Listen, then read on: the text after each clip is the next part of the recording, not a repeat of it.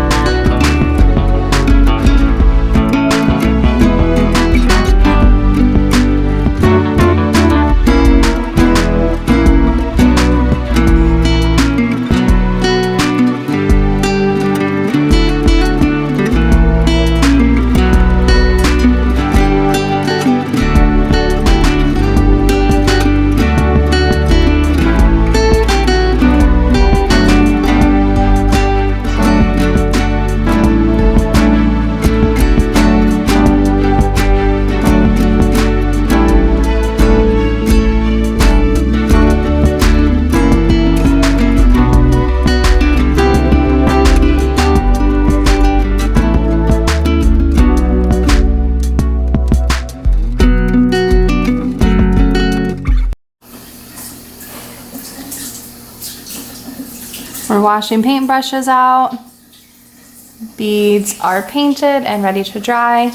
And we'll come back in a couple of hours or so and string them onto the jute.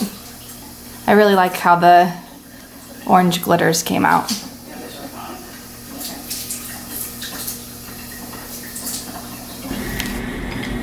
All right, so beads are dry. I'm not gonna tilt it up too much more because, you know, then they'll go flying. But we've got those, and I'm going to use this roll of jute to create the actual tassel and the base strand to string the beads. So all I'm gonna do is take the end of the twine and start it here, mid-palm, and then I'm gonna wrap it around the length of my palm. I'm gonna do it 10 times, depending on the thickness of the tassel. You can do more. 2, 3, 4, 5, 6, 7, 8, 9, 10. And then I'm going to cut.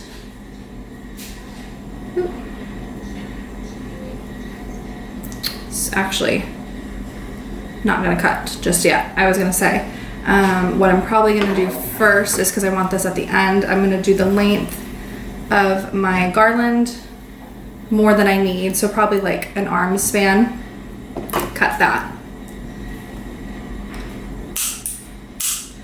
So I should have my tassel still wrapped and then the rest of my garland.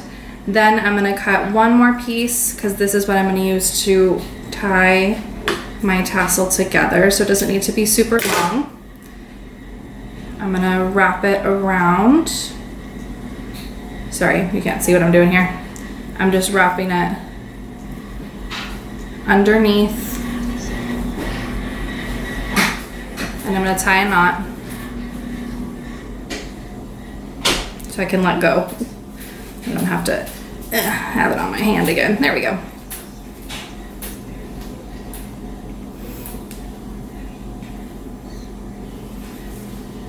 So I'm gonna tie that tight. Probably 2 tight knots. I'm trying to do it so you guys can see also.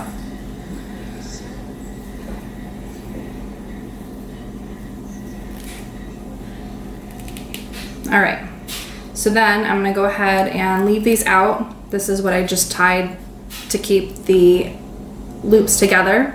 And I'm also gonna keep this one out. This is the one that when I started wrapping laid by itself in my palm, and then I wrapped it. So I'm just gonna actually focus on the loops themselves. And I'm gonna go ahead and cut them down the middle so we can get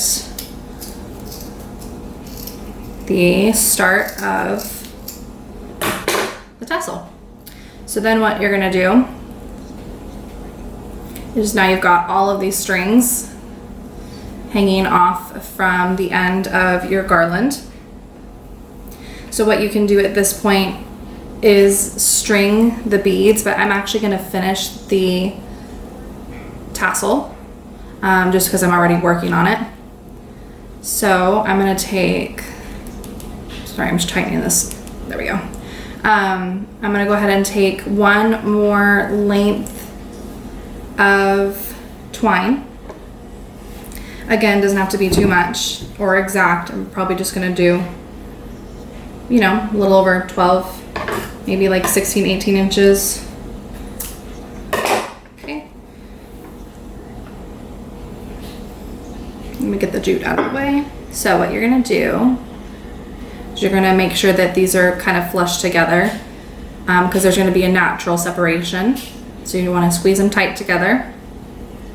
You're gonna take your string and you're going to make a small loop, just like this. So all you did is just fold in one of the corners, and then you're gonna lay that loop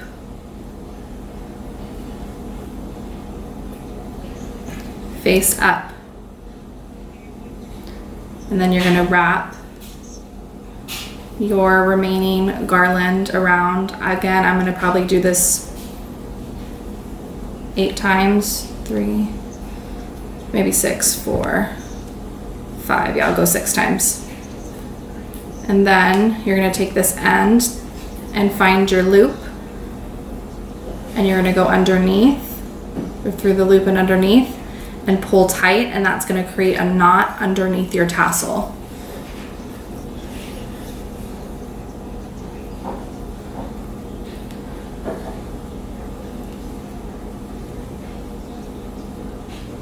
I did last time.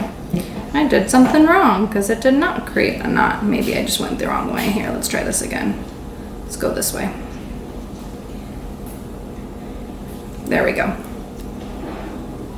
I was like, what did I do? Okay.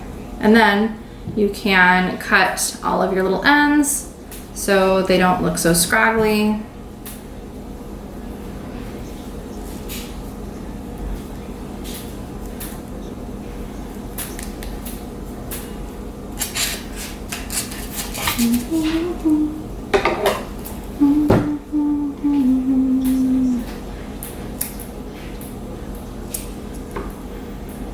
I actually don't mind when the tassel ends aren't all exactly the same length.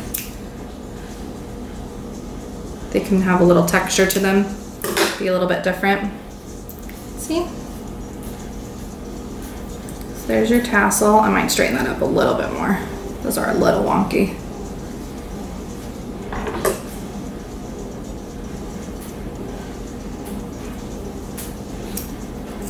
And jute is super messy. It's getting everywhere. That's better.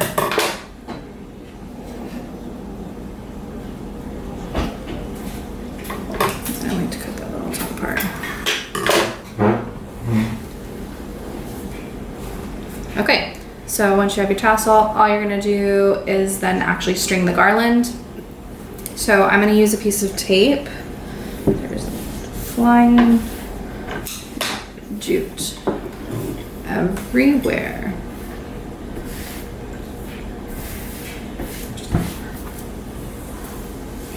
Okay, so I'm gonna use a piece of tape. I'm gonna put the tape on the end of the rope. And doing this is gonna help prevent some of the fraying, hopefully, as you're stringing on these beads. And then you just string. So I'm gonna fast forward this part so you guys don't have to watch me string the beads onto the garland. But I'll show you the end when I'm done. So cute. Okay.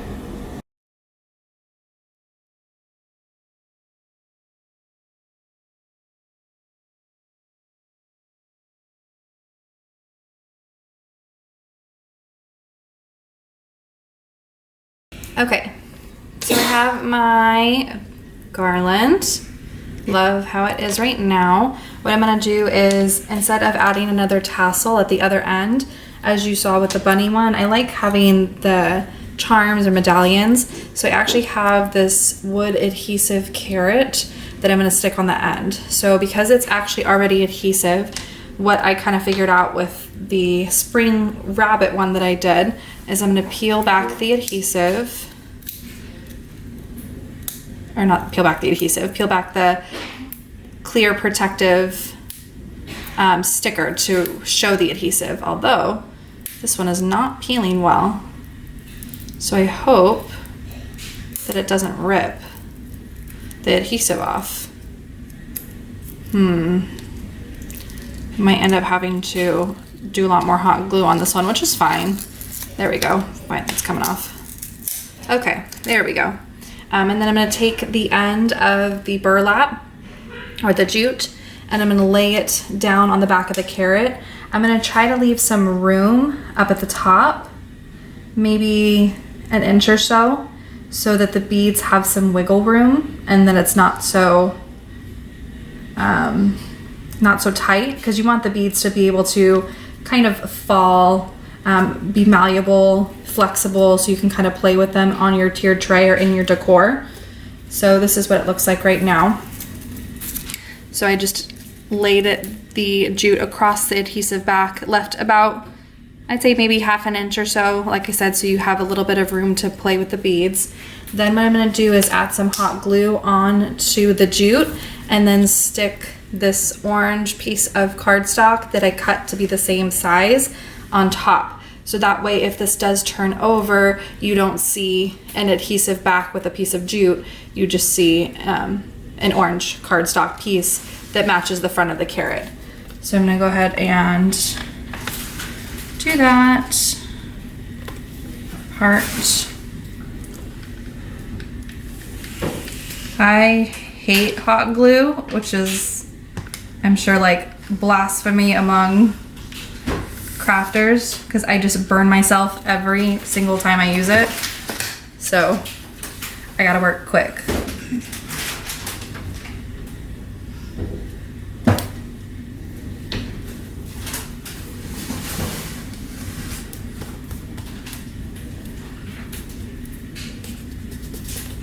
I'm just really pressing down, making sure that the cardstock is attaching to the hot glue on the jute. I want it to really stay. And then all I'm gonna do is just tie a small tight knot at the end to finish off the garland. There we go. Stand that up. Okay, so I have a lot extra, which I did not mean to have, but I'd rather have extra than not enough. So I'm just tying a little knot. And I think I'm gonna go back in and add a ribbon around my jute tassel. So I'll look through my scrapbook stash and see what I have that's Easter or green or orange that I can add to the tassel. Okay, so we're good. I'm gonna cut off the end. Oop. Okay, and so this is what it looks like all the way down to my little carrot. And then you can, like I said, you've got a little bit of room. It's malleable, you can kind of play with it. So let's see what ribbons I have to add to my little tassel, add some finishing touches, and then we'll be good. Okay, and it's a little dark because we're kind of underneath a cabinet here. But I did wrap it around the top shelf there. All I added was some little pom-poms to the end of my tassel. And you can see the spring one there on the second tier. I guess I'm gonna have to make a third one to go on my bottom tier. But these are really fun to make, don't take very long to put together, and this is incredibly cluttered, so I'm gonna have to like pick and choose what I want up here, but it's super fun. Definitely a good way to pass the quarantine time. If you guys enjoyed, please make sure you give it a like and subscribe if you want to catch more videos, Disney and otherwise, since we are on a Disney closure at the time being. And I'll talk to you later. Bye.